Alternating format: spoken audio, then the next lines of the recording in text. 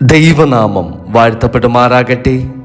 സ്നേഹമുള്ള ക്രിസ്തുവിലുള്ള സഹോദരി സഹോദരന്മാരെ, നമ്മുടെ കർത്താവും രക്ഷിതാവുമായ യേശുക്രിസ്തുവിൻ്റെ നാമത്തിൽ നിങ്ങളെല്ലാവർക്കും അനുഗ്രഹപൂർണമായ നല്ല ഒരു പ്രഭാതം ആശംസിക്കുന്നു. ഇന്നത്തെ അനുദിന പ്രഭാത തിരുവചന ധ്യാനത്തിലേക്ക് നിങ്ങളെല്ലാവരെയും സ്വാഗതം ചെയ്യുകയും ചെയ്യുന്നു. ഇന്നത്തെ നമ്മുടെ അനുദിന പ്രഭാത തിരുവചന വായന പുറപ്പാട് പുസ്തകം 24-ാം അധ്യായം 12 മുതൽ 18 വരെയുള്ള തിരുവചന ഭാഗമാണ്. ഈ ഒരു പുതിയ ദിവസത്തിലും ദൈവസന്നിധിയിൽ നമുക്ക് ഒരുമിച്ച് നിൽക്കാം. ദൈവവചനം നമുക്ക് ശ്രവിക്കാം. ദൈവം നമ്മോട് സംസാരിക്കട്ടെ. സ്വർഗീയ പിതാവേ, ഈ പുതിയ പ്രഭാതവും അടിയങ്ങൾക്ക് ദാനമായി നൽകിയ ഞങ്ങളുടെ ഈ ജീവനും ആരോഗ്യവും ഞങ്ങൾക്ക് നൽകിയ കൃപയ്ക്കായിട്ട് ഞങ്ങൾ നിന്നെ സ്തുതിക്കുന്നു, സ്തോത്രം ചെയ്യുന്നു. അങ്ങയുടെ വിശുദ്ധ വചനത്താൽ ഞങ്ങളെ അവിടുന്ന് ശക്തിപ്പെടുത്തണമേ. ഇന്നത്തെ തിരുവചന വായനയിലൂടെ ഞങ്ങളോട് അവിടുന്ന് സംസാരിക്കണമേ. ഞങ്ങളുടെ ചിന്തകളെയും ഞങ്ങളുടെ തീരുമാനങ്ങളെയും ജീവിതയാത്രകളെയും അങ്ങയുടെ കരങ്ങളിലേക്ക് സമർപ്പിക്കുന്നു.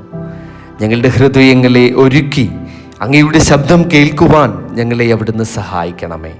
ഞങ്ങളുടെ കർത്താവായ യേശുക്രിസ്തുവിൻ്റെ നാമത്തിൽ അപേക്ഷിക്കുന്നു. കൃപയോടെ കേൾക്കണം പിതാവേ, ആമേൻ. പുറപ്പാട് പുസ്തകം 24-ാം അധ്യായം 12 മുതൽ 18 വരെയുള്ള തിരുവചന ഭാഗം. പിന്നെ യഹോവ മോശയോട്, നീ എൻ്റെ അടുക്കൽ പർവ്വതത്തിൽ കയറി വന്ന് അവിടെ ഇരിക്കുക. ഞാൻ നിനക്ക് കൽപ്പനകളും നീ അവരെ ഉപദേശിക്കേണ്ടുന്നതിന് ഞാൻ എഴുതിയ ന്യായപ്രമാണവും കൽപ്പനകളും തരുമെന്ന് അരുളി ചെയ്തു. അങ്ങനെ മോശയും അവൻ്റെ ശുശ്രൂഷക്കാരനായ യോശുവയും എഴുന്നേറ്റു. മോശ ദൈവത്തിൻ്റെ പർവ്വതത്തിൽ കയറി.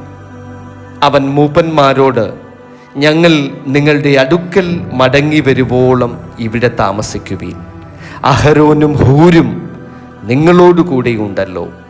ആർക്കെങ്കിലും വല്ല കാര്യവും ഉണ്ടായാൽ അവൻ അവരുടെ അടുക്കൽ ചെല്ലട്ടെ എന്ന് പറഞ്ഞു. അങ്ങനെ മോശ പർവ്വതത്തിൽ കയറിപ്പോയി. ഒരു മേഘം പർവ്വതത്തെ മൂടി. യഹോവയുടെ തേജസ്സും സീനായി പർവ്വതത്തിൽ ആവസിച്ചു. മേഘം 6 ദിവസം അതിനെ മൂടിയിരുന്നു. അവൻ 7-ാം ദിവസം മേഘത്തിൻ്റെ നടുവിൽ നിന്ന് മോശയെ വിളിച്ചു. യഹോവയുടെ തേജസ്സിൻ്റെ കാഴ്ച പർവ്വതത്തിൻ്റെ മുകളിൽ കനത്ത തീ പോലെ ഇസ്രായേൽ മക്കൾക്ക് തോന്നി.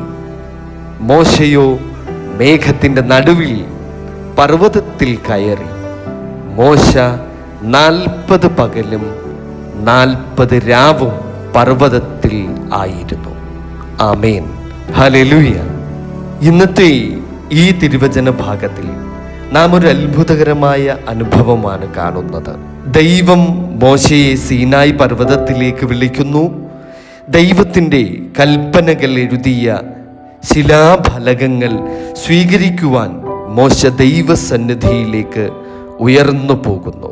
ഈ സംഭവത്തിൽ നിന്ന് നമ്മുടെ ജീവിതത്തിന് വളരെ പ്രധാനപ്പെട്ട 3 സന്ദേശങ്ങൾ നമുക്ക് ലഭിക്കുന്നു.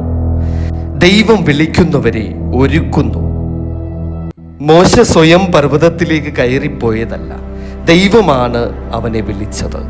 നമ്മുടെ ജീവിതത്തിലും ദൈവം പലപ്പോഴും നമ്മുടെ പുതിയ ഉത്തരവാദിത്വങ്ങളിലേക്കും പുതിയ അനുഭവത്തിലേക്കും വിളിക്കുന്നു. ദൈവത്തിൻ്റെ വിളി കേൾക്കുകയും അനുസരിക്കുകയും ചെയ്യുന്നവരാണ് അവിടുത്തെ അനുഗ്രഹം അനുഭവിക്കുന്നത്. രണ്ടാമതായി, ദൈവ സാന്നിധ്യത്തിനായി നാം കാത്തിരിക്കണം. മോശ പർവ്വതത്തിൽ 6 ദിവസം കാത്തിരുന്നു. 7-ാം ദിവസം ദൈവം അവനോട് സംസാരിച്ചു. ഇന്ന് നാം പല കാര്യങ്ങളിലും ഉടനടി ഫലം ആഗ്രഹിക്കുന്നവരാണ്.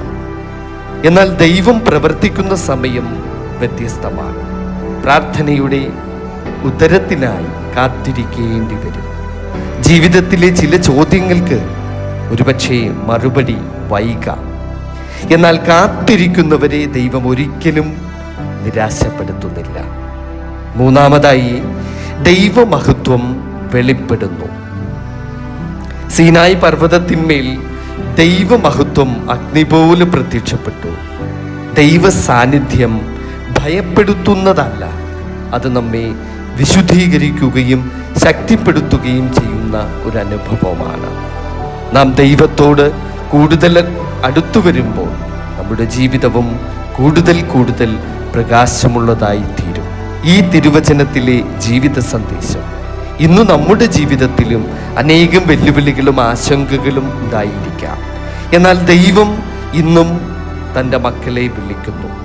ദൈവത്തെ അന്വേഷിക്കുന്നവർക്കും ദൈവഹിതം കാത്തിരിക്കുന്നവർക്കും ദൈവ സാന്നിധ്യം അനുഭവിക്കുന്നവർക്കും അവിടുന്ന് വഴി തുറന്നു നൽകുന്നു. ഈ ദിവസം നമുക്കും മോശയെ പോലെ ദൈവസന്നിധിയിൽ നിൽക്കുവാൻ ശ്രമിക്കാം. പ്രിയ ദൈവമക്കളെ, നമുക്ക് പ്രാർത്ഥിക്കാം. കരുണാനിധിയായ ദൈവമേ, ഇന്നത്തെ തിരുവചനത്തിലൂടെ ഞങ്ങളോട് സംസാരിച്ചതിന് നന്ദി. മോശയെ വിളിച്ചതുപോലെ ഞങ്ങളെയും അങ്ങയുടെ വഴിയിലേക്ക് വിളിക്കണമേ. കാത്തിരിക്കുവാൻ അവിടുന്ന് ഞങ്ങളെ പഠിപ്പിക്കണമേ. അവിശ്വാസത്തിനു പകരം വിശ്വാസം നൽകണമേ. ഭയത്തിനു പകരം ധൈര്യം നൽകണമേ. അശാന്തിക്ക് പകരം സമാധാനം നൽകണമേ. ഇന്ന് ജോലി സ്ഥലങ്ങളിലേക്കും വിദ്യാലയങ്ങളിലേക്കും യാത്ര ചെയ്യുന്ന എല്ലാ മക്കളെയും തമ്പുരാനെ അവിടുന്ന് അനുഗ്രഹിക്കണമേ. രോഗികളെയും ദുഃഖിക്കുന്നവരെയും ഏകാകികളെയും പ്രത്യേകമായി അവിടുന്ന് ഓർക്കണമേ. ഞങ്ങളുടെ കുടുംബങ്ങളെയും മക്കളെയും സഭയെയും ഞങ്ങളുടെ സമൂഹത്തെയും ഞങ്ങളുടെ രാജ്യത്തെയും അങ്ങയുടെ കരങ്ങളിലേക്ക് സമർപ്പിക്കുന്നു. ഈ ദിവസം മുഴുവൻ അങ്ങയുടെ സാന്നിധ്യം ഞങ്ങളോട് കൂടെ ഉണ്ടായിരിക്കുമാറാകണമേ. ഞങ്ങളുടെ കർത്താവും രക്ഷിതാവുമായ യേശുക്രിസ്തുവിൻ്റെ നാമത്തിൽ അപേക്ഷിക്കുന്നു. കൃപയോടെ കേൾക്കണം പിതാവേ. ആമേൻ.